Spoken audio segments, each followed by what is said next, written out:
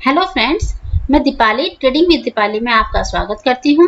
मैंने इन सब टॉपिक्स को अपनी पहली वीडियो में अच्छे से एक्सप्लेन किया हुआ है। आज मैं आपसे इन सब टॉपिक्स के बारे में बात करने वाली हूँ।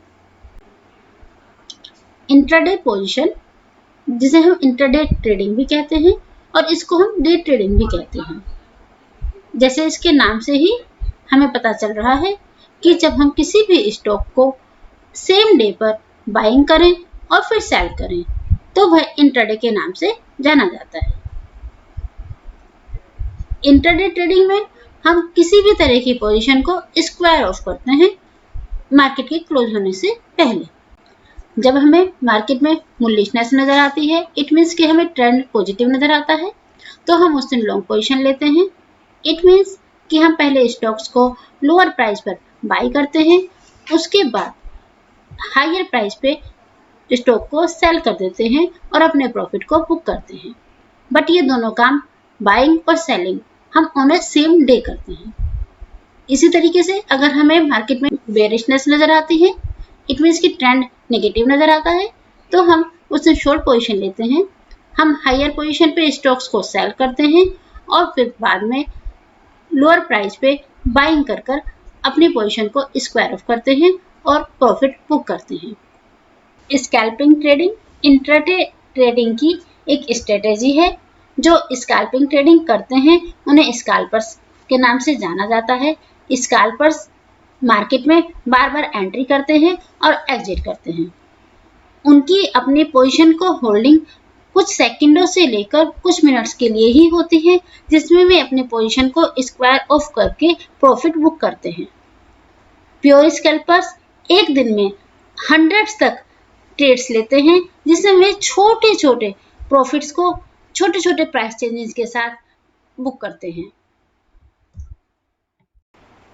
मेरा नेक्स्ट टॉपिक है OHLC। इसकी फुल फॉर्म होती है open high low and close.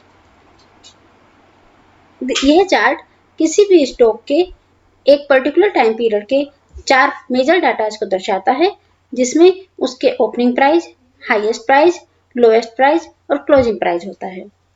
Mostly traders जब भी ट्रेडिंग करते हैं तो इस चार्ट को फॉलो करते हैं। मैं अभी आपको यह एक एग्जाम्पल की तरह से समझाऊंगी। जैसा कि आप यहाँ पर देख सकते हैं कि मैंने निफ्टी 50 का 8 अप्रैल का चार्ट लिया है। जब उस दिन मार्केट मॉर्निंग में ओपन होती है तो वह 14,907 पर ओपन होती है। उसके बाद जैसे जैसे समय बीतता जाता है और मार्केट थोड़े अप एंड डाउन के साथ साथ वह अपने एक हाईएस्ट पॉइंट पर पहुंचती है, जो कि आप आराम से देख सकते हैं कि दिन में 1:36 पे 14,978 पर जाती है। उसके बाद मार्केट धीरे धीरे से नीचे जाती हुई आप यहाँ पर देखिए कि दिन में 3 बजे के आसपास मैं अपने एक लोएस्ट पॉइंट पर पहुंचती है, जो कि आप देख सकते हैं कि 14,838 है। उसके बाद जब मार्केट 8 अप्रैल को बंद होती है तो आप यहाँ देखिए it is the closing point. ये उसका क्लोजिंग पॉइंट है 14,862। यही 4 पॉइंट्स जनरली ट्रेडर्स देखते हैं। मेरा नेक्स्ट टॉपिक है वॉल्यूम। वॉल्यूम किसी भी पर्टिकुलर समय के किसी भी स्टॉक के शेयर्स को खरीदे और बेचने वाली संख्या को बताता है।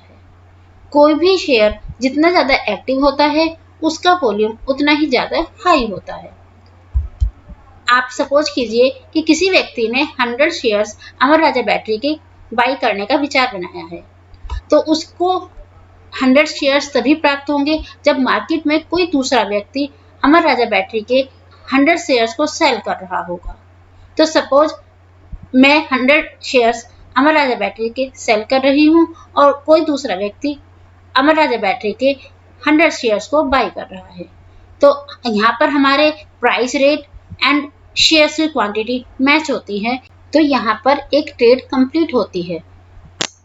आप यहाँ पर ये विचार करने वाली बात है कि एक व्यक्ति ने 100 शेयर्स को बाई किया, दूसरे व्यक्ति ने 100 शेयर्स को सेल किया, तो यहाँ पर जो वॉल्यूम दर्शाया जाएगा वो केवल 100 शेयर्स ही दर्शाया जाएगा। बहुत से लोग इसको 100 + 100 करके 200 को समझते हैं कि वॉल्यूम 200 हुआ, बट यहाँ पर वॉल्यूम हमारा 100 शेयर्स ही रहेगा। जैसा कि आप यहाँ पर देख सकते हैं कि मैंने एक वॉल्यूम चार्ट लिया है। हमारा यहाँ पर जो ये ग्रीन और रेड में दिख रहा है, यह वॉल्यूम चार्ट है और ये उसके साथ साथ प्राइस हाइक और प्राइस लो को दिखाया गया है। आप इस वॉल्यूम चार्ट में देख सकते हैं कि दो कलर्स में वॉल्यूम बार्स बने हैं, एक ग्रीन और एक रेड। इन कलर्स का भी अपना अलग ही मीनिंग होता है।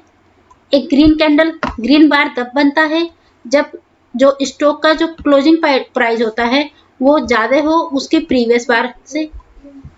ऐसे ही रेड बार तब बनता है जब उसका क्लोजिंग प्राइस कम होता है उसके प्रीवियस वाले प्राइस से। वॉल्यूम चार्ट और प्राइस चार्ट जब भी हम एक साथ देखते हैं तो हम ये चार निष्कर्ष पर पहुंचते हैं कि जब भी प्राइस इंक्रीज होता है और वॉल्यूम भी इंक्रीज होता है तो हम उस स्टॉक को बुलिश मानकर चलते हैं।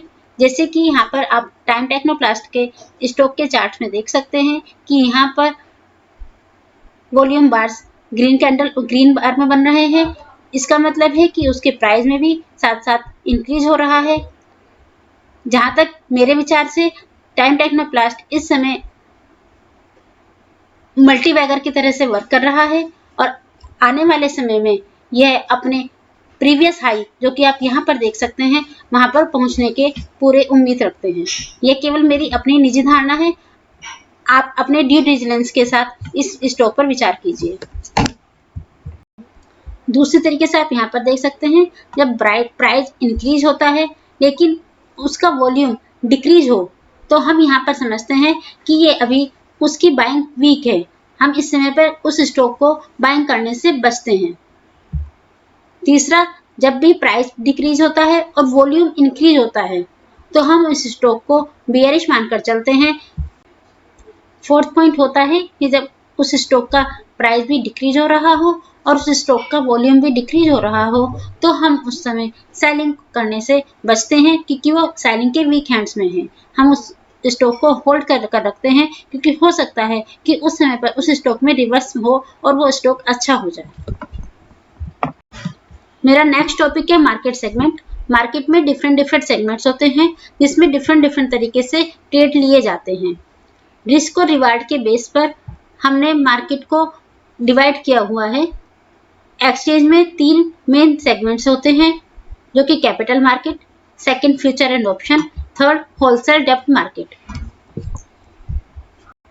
कैपिटल मार्केट वह प्लेस है जहां पर बड़ी कंपनियां और गवर्नमेंट अपने लिए कैपिटल को कलेक्ट करते हैं।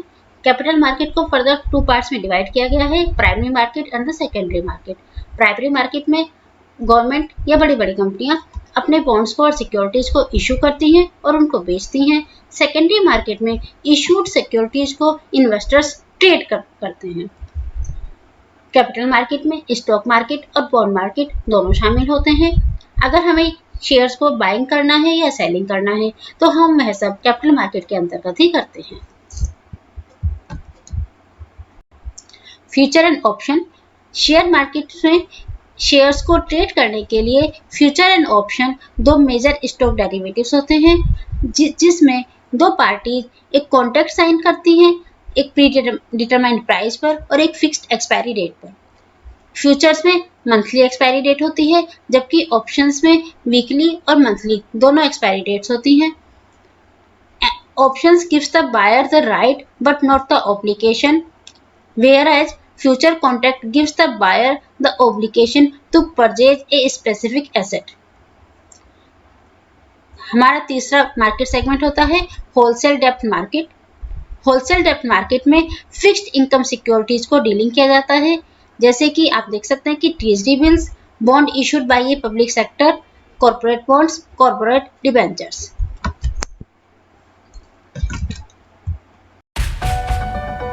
अगर आपको मेरी ये वीडियो पसंद आई हो तो इस वीडियो को लाइक कीजिए और शेयर मार्केट की बारीक जानकारियां प्राप्त करने के लिए मेरे चैनल को सब्सक्राइब कीजिए।